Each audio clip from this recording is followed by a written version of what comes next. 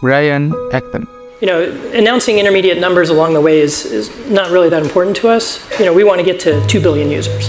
That's going to take some time, and we're actively working towards that. Seorang mantan pekerja dari Yahoo yang sudah merintis karirnya selama 9 tahun, memutuskan untuk menciptakan suatu hal baru, karena merasa tidak nyaman dengan arah perusahaan tempat ia bekerja. Pada tahun 2009, seorang mantan insinyur perangkat lunak Yahoo tersebut beserta rekan kerjanya yang bernama Jen Koum, memutuskan untuk mendirikan platform kirim pesan instan yang kita kenal hingga sekarang, yaitu WhatsApp. Sejak didirikan, WhatsApp mengalami perkembangan yang begitu pesat, hingga akhirnya di tahun 2014, Facebook berhasil mengakuisisi platform tersebut senilai 19 miliar US dollar.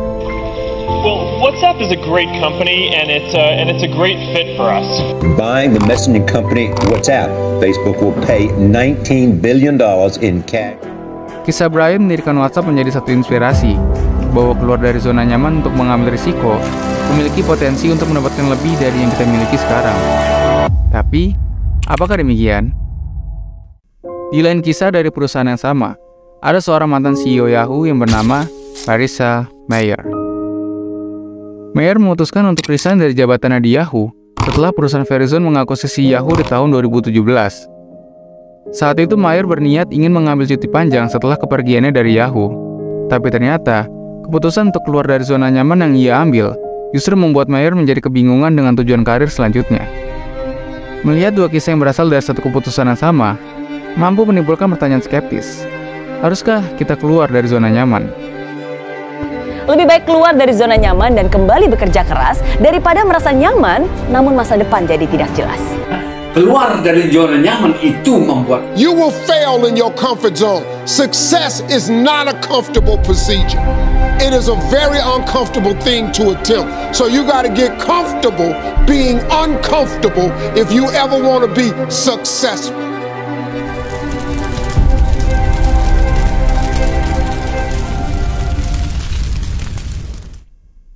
Semakin beranjak dewasa, banyak orang semakin memilih untuk mencari aman dalam pekerjaannya, karena berpikir tidak ada hal lain yang lebih menakutkan daripada kegagalan.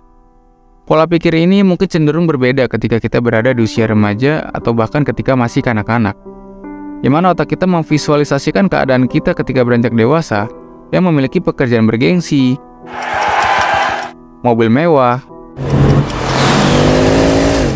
dan penuh kebahagiaan.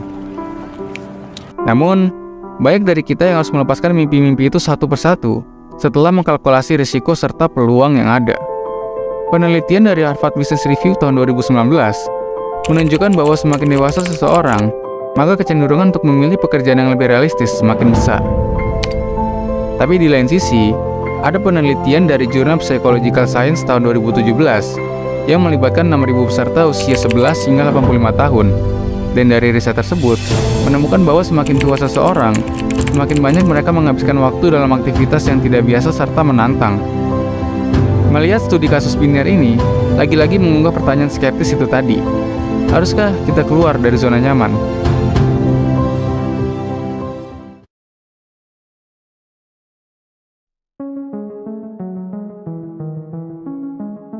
Pada tahun 2009, seorang ahli teori manajemen dan bisnis, Alasdair White, mengungkapkan zona nyaman adalah suatu keadaan psikis di mana seseorang merasa mudah dan mempunyai kontrol terhadap lingkungannya. Di zona ini, seseorang tidak akan mengalami kecemasan berlebih dan bisa bekerja tanpa tekanan. Definisi tersebut tentunya tidak berhenti di sana.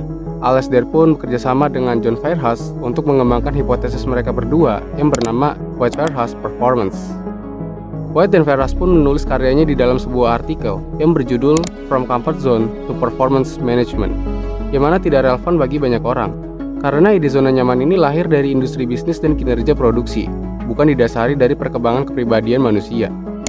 Tapi walaupun begitu, istilah zona nyaman ini cukup bisa dikaitkan dengan perilaku manusia, yang mana zona ini menggambarkan stagnasi dari perkembangan seseorang dan tidak membawa pada tantangan. We kind of just wake up, we feel kind of groggy, we stumble downstairs, get the coffee, hop in the shower, and get dressed before getting in the car to get that bread. And after you get that bread, you get more bread at McDonald's because you have an addiction. And then you come home, usually pretty tired, and you veg out and watch Netflix or whatever you do until you go to bed.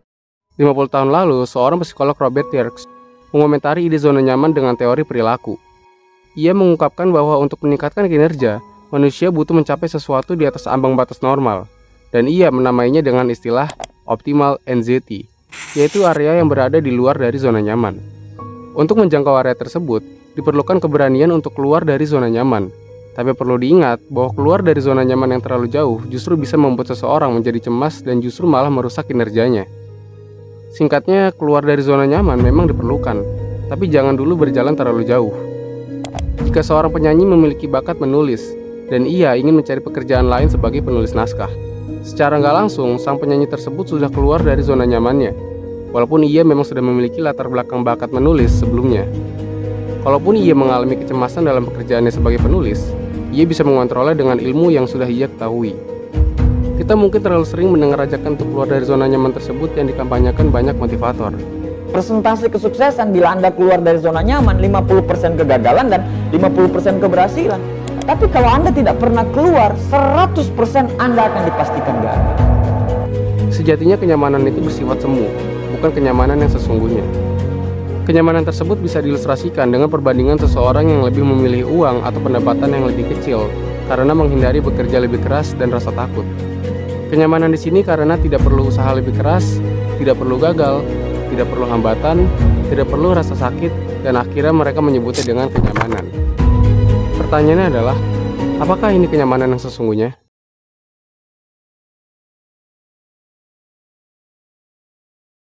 Seseorang yang terjebak dalam kenyamanan di sini biasanya melindungi dirinya dengan kalimat bersyukur dengan yang ada. Benar, mensyukuri apa yang kita punya memang suatu kewajiban, bukan cuma sekedar kepentingan. Tapi bukan berarti hal ini jadi alasan buat kita untuk mengharapkan nikmat yang lebih banyak. Bersyukur memang suatu kewajiban, tapi kita juga harus tetap berusaha supaya lebih baik dari sebelumnya.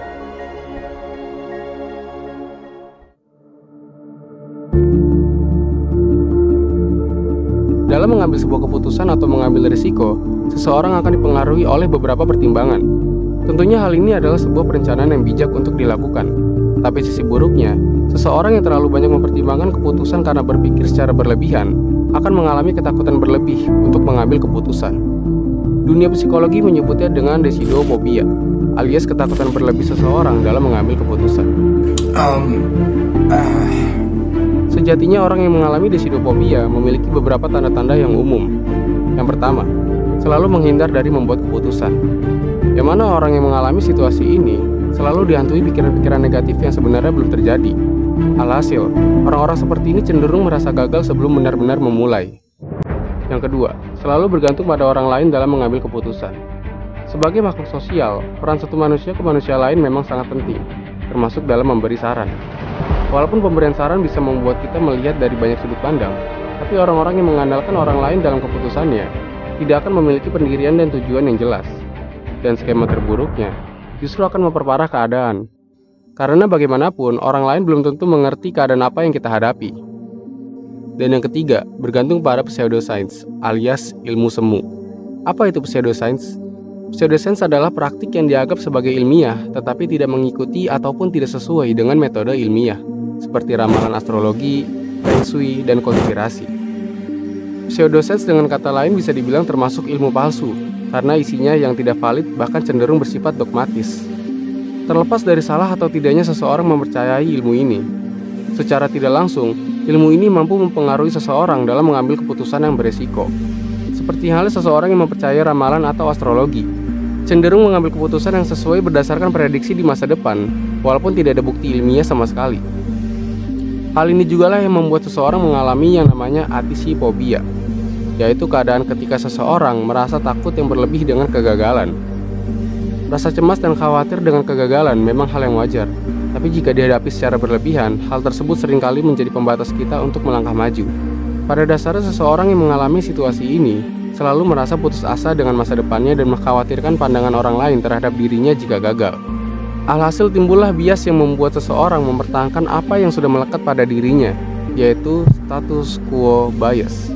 Status quo bias adalah kecenderungan manusia untuk mempertahankan situasi yang sudah ada atau keadaan saat ini sebagai standar, dan menolak perubahan atau risiko yang mungkin terjadi. Sejatinya, orang yang mengalami bias ini selalu merasa memilih untuk mempertahankan apa yang sudah menjadi miliknya dan takut kehilangan dengan apa yang mereka punya. Dan bias ini berkaitan erat dengan bias kognitif yang membuat enggan kehilangan, alias loss aversion, yang mana seseorang cenderung memilih menghindari kerugian daripada memperoleh keuntungan, walaupun nilainya sama. Melihat situasi tersebut, menunjukkan kalau penyebab takutnya seseorang dalam mengambil resiko begitu erat dengan masalah internal yang ada, dan bahkan bisa saja tidak banyak yang menyadarinya.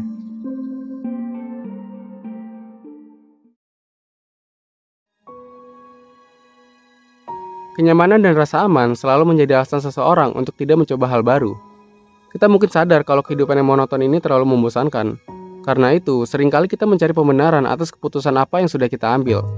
Kita selalu terdoktrin oleh narasi bahwa hidup bukanlah sebuah kompetisi. Tapi ironisnya, hidup ini tersistematis penuh dengan perlombaan. Dimulai dari masa sekolah, kita terdidik mengejar nilai setinggi-tingginya untuk mencapai peringkat tertinggi. Begitupun ketika lulus dan bekerja di suatu perusahaan, kita akan saling berkompetisi untuk mendapatkan posisi yang terbaik. Hidup ini pada dasarnya memang sebuah kompetisi yang harus dimenangkan, supaya tidak menjadi seorang yang kalah.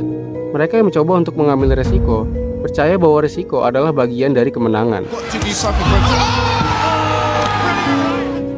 Setelah kita memahami makna dari lingkaran zona nyaman tersebut dan pengaruh rasa takut mengambil resiko, harusnya kita jadi sadar bahwa mensyukuri apa yang kita miliki saat ini memang suatu kewajiban. Tapi bukan berarti bersyukur adalah berhenti untuk berkembang. Khawatir dan cemas memang komponen bijak sebelum mengambil keputusan yang rasional. Tapi perlu diingat bahwa khawatir secara berlebihan juga bisa menjadi pembatas kita untuk berkembang. Keluar dari zona nyaman untuk mengambil resiko memang penuh dengan tantangan. Karena itu, keluar dari zona nyaman memang diperlukan. Tapi jangan dulu berjalan terlalu jauh, supaya kita bisa mengontrol kecemasan yang ada dengan ilmu yang sudah kita punya.